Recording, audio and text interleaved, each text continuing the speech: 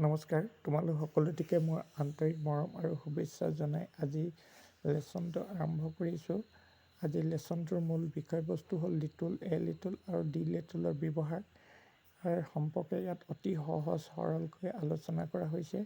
তোমালোকে ভিডিঅ'টো মনোযোগেৰে আৰম্ভণিৰ পৰা শেষলৈকে চাবা আৰু কিবা যদি বুজিবলগীয়া থাকে তেতিয়া কমেণ্ট কৰিবা।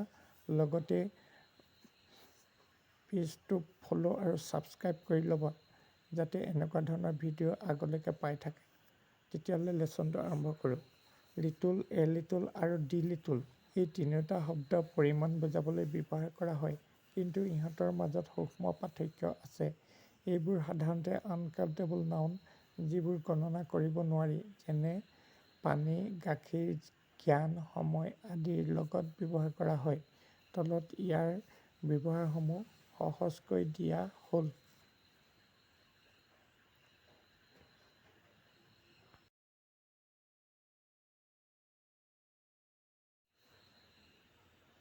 লিটল একেবাৰে নাই বুলি ক'ব পাৰি। ই এটা নেগেটিভ অৰ্থ বহন কৰে। ইয়াৰ অৰ্থ হ'ল ইমান কম যে কোনো কাম নহয় বা নাই বুলিবই পাৰি। এনেকুৱা অৰ্থত লিটল ব্যৱহাৰ কৰা হয়। উদাহৰণ হিচাপে, there is a little water in the pot. পাত্ৰটোত পানী একেবাৰে কম বা নাই বুলিবই পাৰি। অৰ্থ পানীখিনি পিয়াহ নপলাব। এনেকুৱা অৰ্থত লিটল ব্যৱহাৰ কৰা হয়। এ লিটল অলপ আছে। ই এটা পজিটিভ অৰ্থ বহন কৰে। ইয়াৰ অৰ্থ হ'ল খুব বেছি নহয় যদিও অলপ আছে বা কম চলি যাব পৰাকৈ আছে। উদাহৰণ হিচাপে, there is a little water in the pot. পাত্ৰটোত অলপ পানী আছে। অৰ্থ হ'ল বহু নহ'লেও এইখিনি পানীৰে কাম চলি যাব। অৰ্থাৎ নিজৰ কামটো চলি যাব পৰাকৈ থাকিলে এ লিটল ব্যৱহাৰ কৰা হয়। ডি লিটল যিখিনি আছে সকলোখিনি। অৰ্থাৎ ইয়াৰ অৰ্থ হ'ল পৰিমাণত কম, কিন্তু যিখিনি আছে সেই গোটেইখিনি। ইয়াক এটা নিৰ্দিষ্ট পৰিমাণ বুজাবলৈ ব্যৱহাৰ কৰা হয়।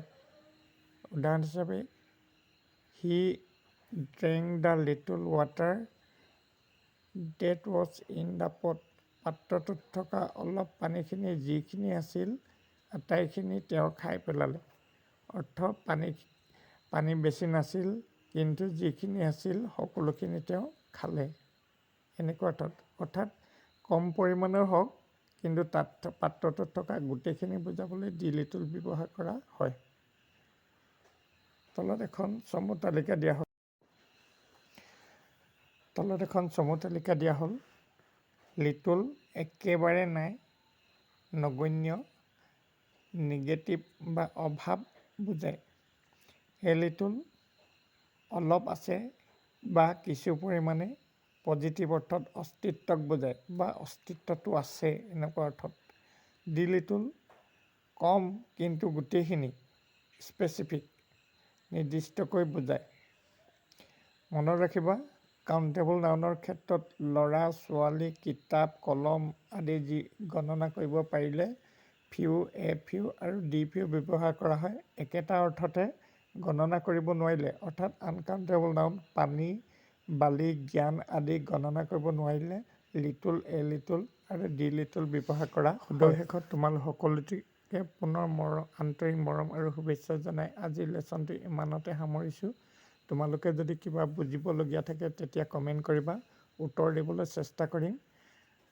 ভিডিঅ'টো শেষলৈকে চোৱাৰ বাবে ধন্যবাদ। পুনৰ এটা নতুন ভিডিঅ'ত লগ পাম।